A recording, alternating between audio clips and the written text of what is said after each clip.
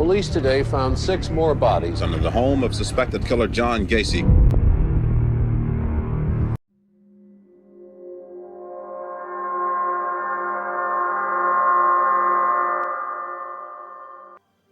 John when Gaethje, जिसे अक्सर killer joker के नाम से भी जाना जाता था, लेकिन इसकी हरकतें जोकर जैसी बिल्कुल भी नहीं थी, बल्कि अमेरिकी इतिहास के सबसे बुरे सीरियल किलर्स में से एक था।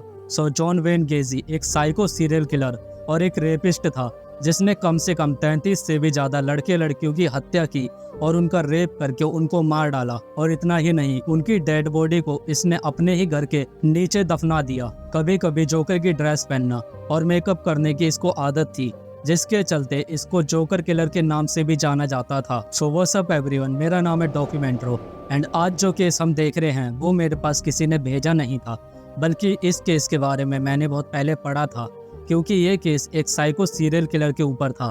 So let's learn a little bit more about today's case, the psycho serial killer clown John when Gaethje. John when Gaethje का जन्म 17 मार्च 1942 में शिकागो के एक घर में हुआ था। उसके पिता जॉन स्टैनली गेजी और मां मैरियन एलेन रॉबिन्सन थी। जॉन के पिता यानी स्टैनली गेजी एक ऑटो रिपेयर मशीनिस्ट और प्रथम विश्व युद्ध के एक्सपीरियंस्ड थे, जो कि अब अपनी फैमिली के साथ ही रहा करते थे, लेकिन शराब पीने की गंदी लत से जूझ रहे थे। गेजी की 2 बड़ी बहनें भी थी और जब ये तीनों बच्चे मिलकर अपने पिता को शराब पीने के लिए मना करते थे, तो स्टैनली गेजी उल्टा शराब पीना बंद करने की जगह उन तीनों को मारना शुरू कर देते थे। गेजी के बचपन से ही जब वो 6 से 10 साल का था, उस वक्त उसकी माँ की किसी दोस्त की बेटी का उस पर गलत व्यवहार करना या उसके ही घर वालों के दोस्तों का उस पर यौन शोषण करना, ये सब गेजी के साथ बचपन से ही हो रहा था। लेकिन अब आप लोगों के मन में ये सवाल आ रहा होगा कि अगर ये सब गेजी के साथ बचपन से हो रहा था, तो वो इस सब के बारे में अपने घर पे क्यों नहीं बता सकता था, या उसने बताया या नहीं बताया। गेजी का वजन बचपन से ही नॉर्मल बच्चों से थोड़ा ज्यादा था, जिसके चलते गेजी की तबीयत अक्सर ढीली ही रहा करती थी। गेजी खेलकूद में अच्छा प्रदर्शन करने या अपनी ही उम्र के बच्चों के साथ तक खेल नहीं पाता था। उसे स्कूल में भी अपने भारी भरकम शरीर होने की वजह से काफी भेदभाव का सामना करना पड़ा था। इतना सब तो हो रहा था, लेकिन गेजी को बचपन से ही एक दिल की बीमारी भी थी, जैसे इंडिया में आई गेस दिल का दौरा पड़ना कहा जाता है। अगर बच्चों को ऐसी कोई सीरियस बीमारी होती है तो उनके पेरेंट्स नॉर्मली उनका बहुत अच्छे से ख्याल रखते हैं, लेकिन गेजी इस चीज में भी बहुत अनलक्की था, क्योंकि बचपन में जब भी उसको दिल के दौरे पड़ते थे तो उसके पिता कहते थे कि वो जस्ट एक नाटक कर रहा है ताकि उसको दूसरे कुछ काम ना करने पड़े और वो स्कूल ना जाए। गेजी के पिता उसको उसकी दोनों बहनों से कंपेयर किया करते थे और गेजी को हर समय डांटते व मारते रहते थे, इसलिए गेजी कई बार अकेले ही हॉस्पिटल जाया करता था। इस सब के बाद हम ये समझ सकते हैं कि गेजी का बचपन कुछ ज़्यादा खास नहीं था, बल्कि उसको नॉर्मल बच्चों से भी ज़्यादा स्ट्रगल करना पड़ा था अपने बचपन में।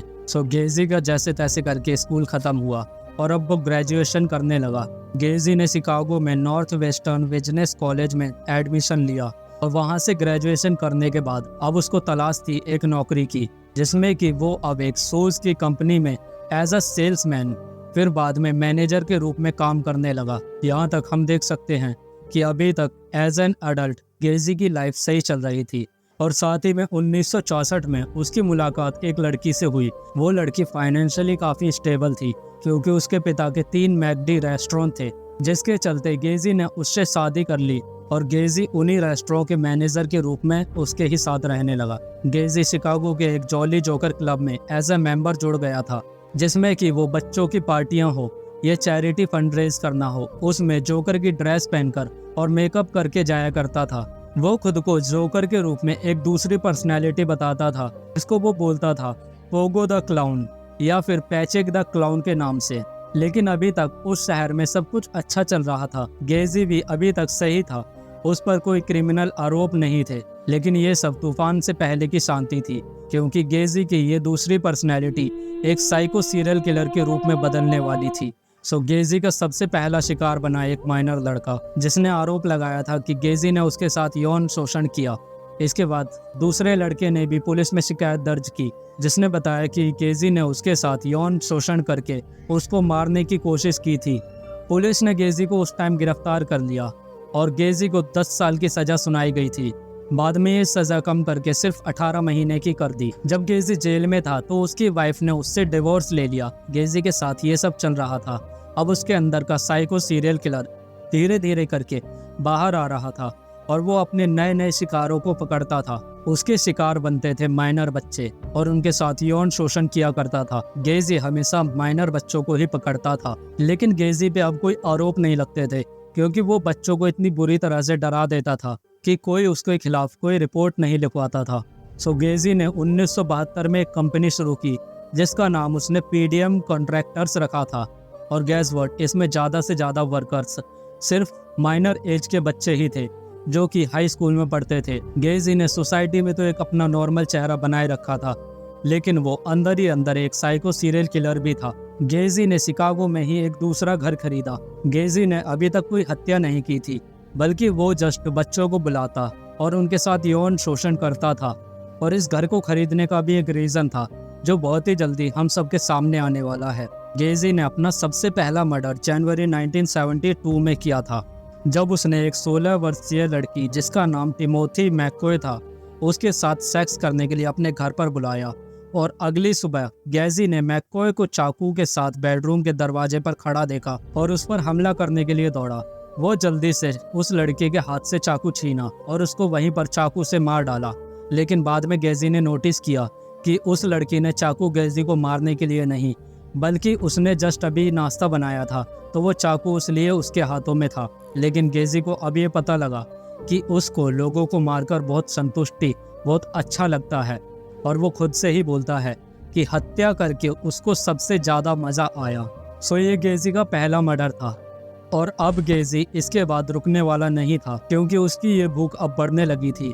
और अब ना वो सिर्फ किसी बच्चे को यौन शोषण के लिए बुलाता था, बल्कि अब वो उनकी हत्या भी करना चाहता था। गेजी का दूसरा शिकार 18 वर्षीय जॉन वुडकोविच बना, जो कि उसकी ही कंपनी में काम किया करता था। गेजी ने उसको सैलरी देने के बहाने से अपने घर पे बुलाया और वहीं पर उसको शराब पिलाई। जब जॉन वुडकोविच बेहोश होने लगा तो गेजी ने उसके हाथों में हथकड़ी पहनाई और उसका गला दबोचकर उसको मार डाला। गेजी को ये सब करने में बहुत मज़ा आता था। वो जिसको भी अपने घर पे बुलाता उनको ये बोलता था कि मैं तुम्हें जादू दिखाऊंगा, ये हथकड़ियाँ खुद से अपने हाथों में पहन लो। जब वो पीड़ित हथकड़ियाँ पहन लेते थे तो गेजी एक साइको सीरियल किलर की तरह उनको चाकू से मार दिया करता था। गेजी की ही कंपनी का एक लड़का जिसका नाम ग्रेगरी कोस्जिक था, वो 17 साल का था और वो अपने घर से ये बोलकर चला गया कि वो गेजी के घर जा रहा है। लेकिन गेस व्हाट, गेजी के घर से वो कभी वापस ही नहीं आया। गेजी ने उससे अपने घर बुलाकर पहले तो अपने बेसमेंट में एक खुदाई करवाई और खुदाई होने के बाद गेजी ने उस लड़के को उसी में ही दफना दिया। जब उस लड़के के पेरेंट्स ने गेजी से बात की तो गेजी ने उन्हें बताया कि वो लड़का गेजी को ये बता रहा था कि वो अपना घर छोड़कर जा रहा है क्योंकि उसके घर पे उसके साथ गलत व्यवहार किया जाता था, इसलिए अब वो अपनी लाइफ अकेले ही जिएगा। गेजी ने अपनी लाइफ का ये टाइम क्रूजिंग ईयर्स के रूप में बताया, जिसमें उसने सबसे ज़्यादा मर्डर्स किए और इन मर्डर्स का किसी को पता भी नहीं लगा था। गेजी एक साइको सीरियल किलर था, इस बात में कोई संदेह नहीं था।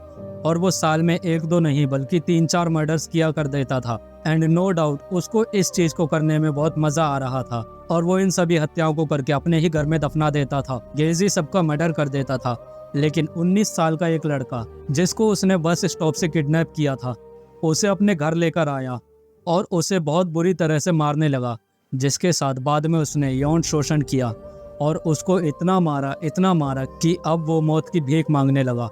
ये देखकर गेजी को बहुत अच्छा लगा और उस लड़के को ऐसे ही जाने दिया, ये बोलकर कि अगर तूने किसी को बताया तो मैं तेरे को मार दूंगा। लेकिन उस लड़के ने इसकी शिकायत पुलिस में कर दी थी और पुलिस ने जब गेजी से पूछताछ की तो गेजी ने बताया कि ये उस लड़के की सहमति से ही हुआ था और पुलिस ने उस पर विश्वास भी कर लिया। 11 दिसंबर 1978 को 15 ईयर ओल्ड रॉबर्ट पिएस्ट अपनी माँ से ये कहकर लापता हो गया कि वो किसी काम के चलते गेजी से मिलने जा रहा है।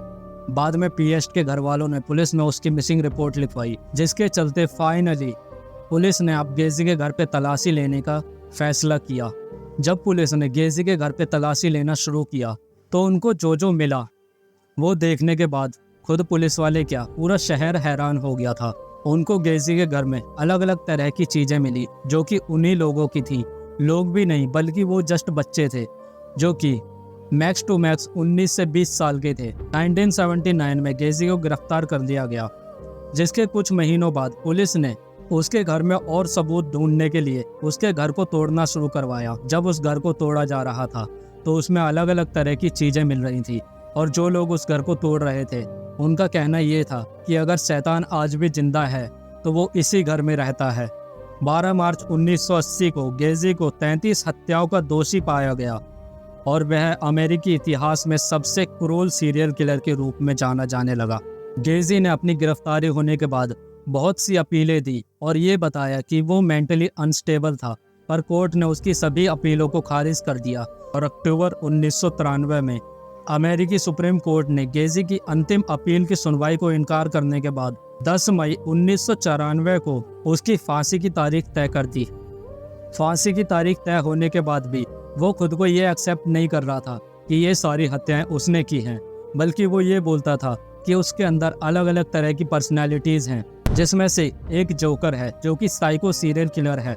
सो उसने 33 से भी ज़्यादा जो हत्याएं की थी उनमें से कई सारी तो ऐसी थी जिनके बारे में आज तक पता नहीं लग पाया और वो आज भी अननोन डेड बॉडीज़ की तरह हैं। तो आज का ये केस था और अगर आप लोग चाहते हैं कि मैं आपके दिए हुए किसी केस पर वीडियो बनाऊं तो आप उस केस का नाम कमेंट्स में लिख सकते हैं और मैं अगली वीडियो उसी पर बनाऊंगा।